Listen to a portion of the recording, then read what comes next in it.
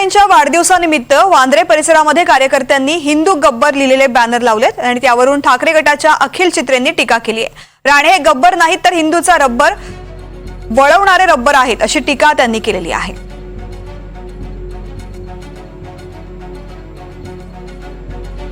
गब्बर हा विलन होता। मला काय त्यांना काय म्हणायचं, ते हिंदूंसाठी विलन आहेत। पहिलं तर तेच त्यांचं चुकलं। मला वाटतं ते त्यांना गब्बर नाही, त्यांच्या कार्यकर्त्यांना रब्बर म्हणायचं असेल।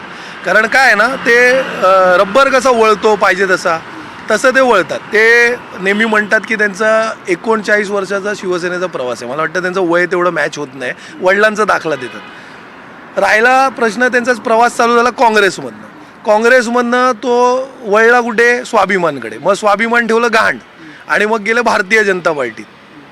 जमवा पार्टीत गेले। मग तिकडनं आता ते सगळ्यांना काय वाटत असेल त्याच्या कार्यकर्त्यांना की ते रब्बर आहेत, वळतात ना पाहिजे तसं, लवचिक आहेत, म्हणून त्यांना ते लिहायचं असेल की तो हिंदूंचा रब्बर।